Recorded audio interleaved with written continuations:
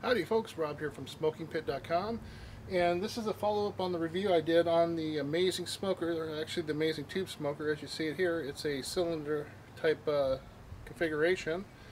One side end closed, one end open, and basically you fill it full of pellets and use a propane torch to ignite it. Once it's ignited, it'll burn as a flame till the flame burns out, and then it will smolder and smoke. It's a cold smoke generator, and I did a review on this a while back. In that review, I deemed it the best bang for your buck in barbecue, and I stand by that. I've been using this unit about twice a week now, regularly, and I put it through its tests and measures, and it's still intact. It's a little ugly looking because it's had heat, applied to it and stuff. But this is an amazing unit. You can do a lot with it. You can, I use it for supplementing the YS640 if I want more smoke on, say, tri-tip. Okay, beef stuff. I'll go ahead and fill this up about halfway, light it, put it in there while the unit's running, and I get more smoke flavor in my meat. Also use it for cold smoking for cheese, nuts, fish, stuff like that. If you're going to cure bacon, things like that, another great application for it. This comes in a 6-inch, a 12-inch, and an 18-inch model, I believe. This is the 12. I get about 4.5 hours burn time on this, which is just perfect for cheese, which is mainly what I do with it. And of course, I add a little smoke to when I'm hot smoking. But it's a great unit. What we're going to do in here, I also want to talk about safety using any type of cold smoker. Be it cold, you're still going to have an issue where there could be a flare-up. And I'll show you a picture right now. This is a picture of Buddy's little episode he had where he had a runaway, not with this unit, but with another unit, and it caused the cheese to melt. Pretty ugly, huh? Well, it's pretty funny too.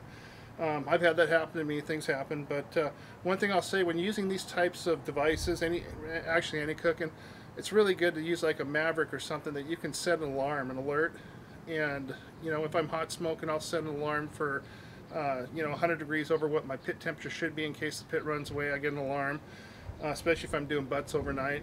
When it comes to cold smoking, if you want to avoid the drastic cheese melt, then if you set it up for like 105 or something like that, the pit shouldn't be going over that temperature. If it does, you're going to end up with problems with the cheese. So go ahead and set an alert. Have the thing, they're wireless. They'll beep at you, send an alarm, and you can take care of the problem. But other than that, these are foolproof. Basically, fill them up with pellets, light them, put them in with the cheese or your product, and they do an excellent job. And I believe this one's around 29 bucks if I remember right, so they're very inexpensive. And like I said, best bang for your buck in barbecue. With all that said, let's go ahead and go inside. I'll show you how to prep the cheese, and we'll actually do some cheese with this. For those of you who haven't seen it done or are new to cold smoking, this will be a good opportunity to see how to do it and do it the right way.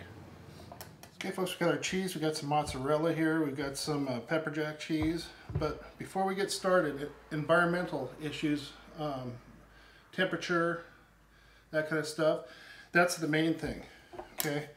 You want to make sure that you're not doing this in temperatures that are up in the 90s and stuff, because your pit's going to go up in temp and you're going to, with your cheese sweating.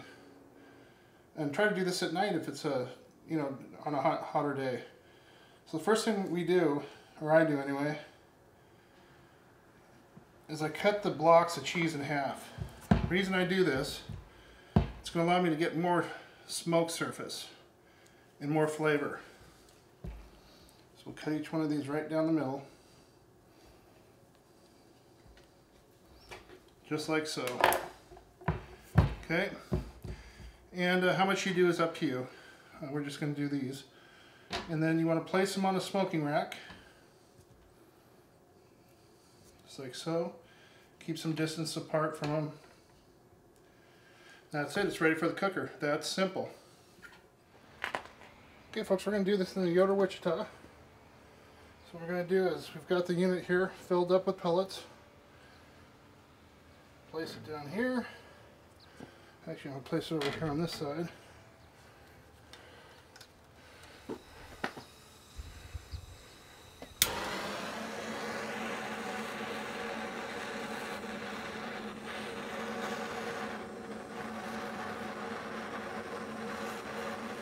Doesn't take long to get this thing lit. It'll burn with a flame for about, I'd let it go for about a minute, minute and a half. If it's still burning, then I'll blow it out. But basically, you want to get some red embers going in there. That's about it. Let that burn down a bit. Okay, folks, the flame's out. We'll go ahead and add the cheese. It's really that simple. We'll close the lid, leave all vents open, and we're good to go. And I do leave them wide open. I leave the exit vent open all the way, and I leave the firebox vent open all the way.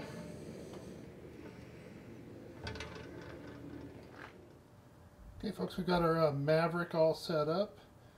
The pit's running at 52 degrees right now, and you'll see that I have, what I did is I plugged the temp probe in to the food side. I'm using that because it goes down all the way down to in the 70s and under 100, but we've got a threshold for 95 degrees set up for safety. We'll turn our alert on, and we're good to go. As you can see, folks, we've got a nice thin blue smoke coming out of the stack, just what we want. There you go, folks. There's the finished product, and we'll get a close-up of these. You'll notice that there's no sweating on the outside of the cheese, so these did not get too hot. And the oils remained in the cheese like they're supposed to. Now we're going to vacuum pack these.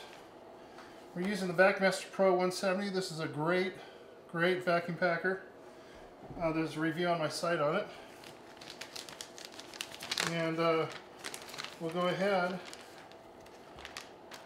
and get these vacuum packed, and then they're going to rest in the refrigerator for 2 weeks minimum.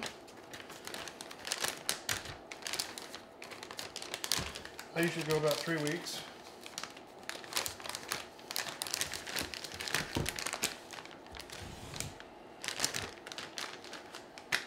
In the bag.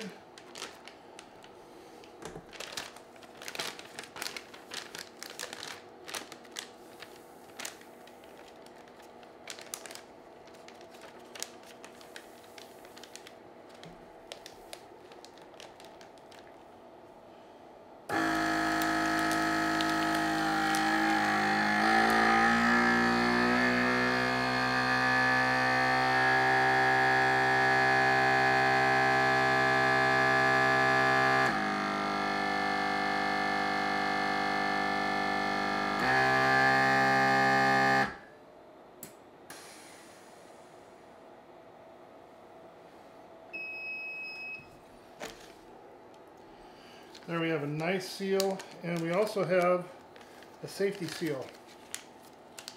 So that's it. We'll go ahead and get these other ones vacuum packed up in the refrigerator. And the hard part now is the wait for about 2-3 weeks. Again, by waiting, you're going to let the cheese mellow out. It's going to taste a whole lot better. That's it, folks. Thanks for viewing. You've just seen how to cold smoke cheese and how to process it. And again, we use the VacMaster Pro 170 vacuum packer. It's on my site. There's a review on it. Take care.